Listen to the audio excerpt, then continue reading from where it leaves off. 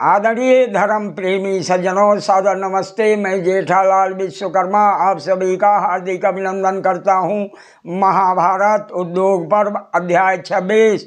ये कथा आपको सत्य महाभारत से सुनाई जा रही है। पिछले अंक में आपने सुना शांति प्रस्ताव पर भगवान श्री कृष्ण जी कौरव सभा में बोलते हुए राजा धृतराष्ट्र से बोले, हे भरत वंशियों में श्रेष्ठ, आप लोग दुर्योधन, कर्ण, सुबल पुत्र शकुनी और दुशासन को बंदी बनाकर पांडवों को अभी सौंप दो। हे महाराज धृतराष्ट्र, आप दुर्योधन को बंदी बनाकर पांडवों से संधि कर लें। हे क्षत्रिय शिरोमणि, ऐसा ना हो कि आपके कारण समस्त क्षत्रियों का विनाश हो जाए। अब आगे आज का प्रसंग है धृतराष्ट्र का गांधारी को बुलाना तथा उसका दुर्योधन को समझाना।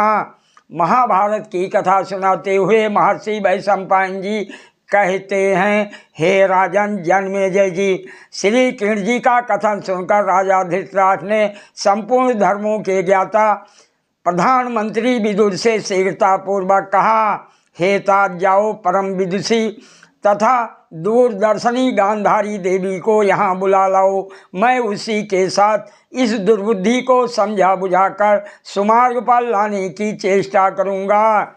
यदि वो भी उस दुष्ट चित्त दुरात्मा को शांत कर सके तो हम लोग अपने सुहृद श्री कृष्ण जी की आज्ञा पालन कर सकते हैं।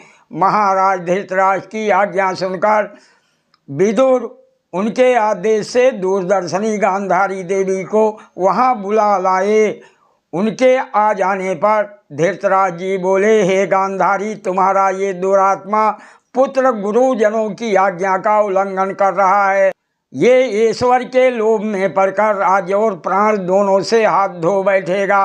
मर्यादा का उल्लंघन करने वाला ये मूढ़ दुरात्मा अशिष्ट पुरुषों की भांति हितैषी सुहृदों की आज्ञा को ठुकराकर अपने पापी साथियों के साथ सभा से बाहर चला गया है।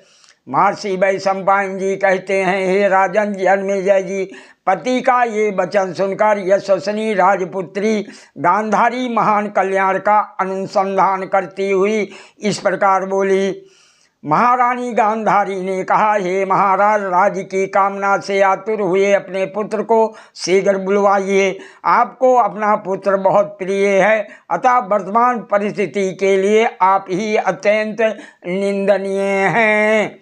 हे राजन, इस दुर्योधन को काम और क्रोध ने अपने बस में कर लिया है। ये लोभ में फंस गया है, अतः अब आपका इसे बलपूर्वक पीछे लौटाना असंभव है। महर्षि वैशंपायन जी कहते हैं, हे राजन जन्मेजय जी, पिता धृतराष्ट्र के आदेश और माता गांधारी की आज्ञा से विदुर अमरसशील दुर्योधन को जैसे तैसे पुनः सभा में ले आए।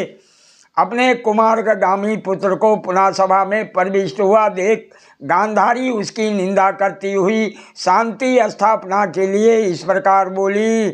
गांधारी बोली, हे भरत श्रेष्ठ दुर्योधन, तुम्हारे पिता पितामह भीष्म, आचार्य द्रोण, कृपाचार्य तथा विदुर तुमसे जो कुछ कहते हैं अपने इस सुहृदों की वो बात मान लो। यदि तुम शांत हो जाओगे तो तुम्हारे द्वारा भीष्म जी की, पिताजी की, मेरी तथा द्रोणाचार्य आदि अनहितैषी सुहृदों की भी पूजा संपन्न हो जाएगी, अर्थात प्रतिष्ठा रह जाएगी।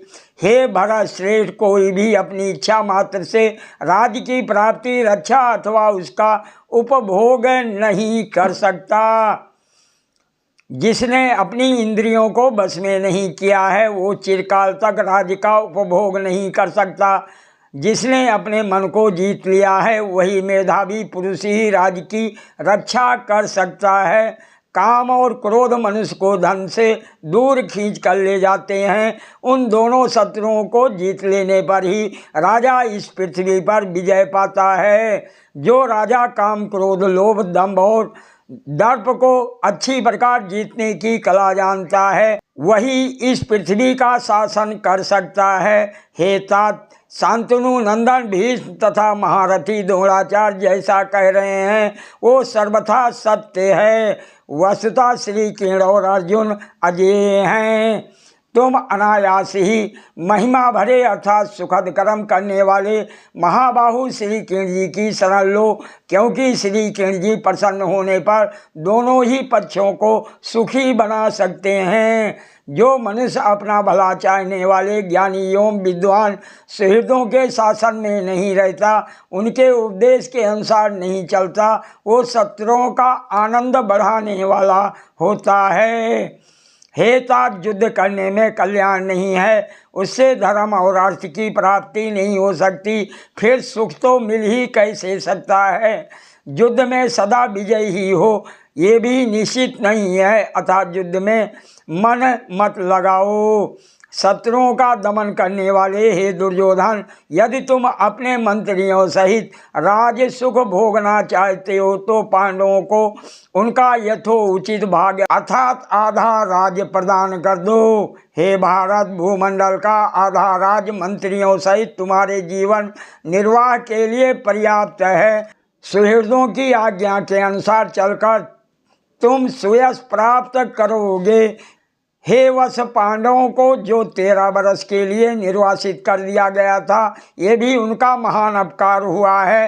हे महामते, तुम्हारे काम और क्रोध से इस अपकार की और भी वृद्धि हुई है। अब तुम संधि के द्वारा इसे शांत कर दो। सादर प्रणाम। जय श्री कृष्ण।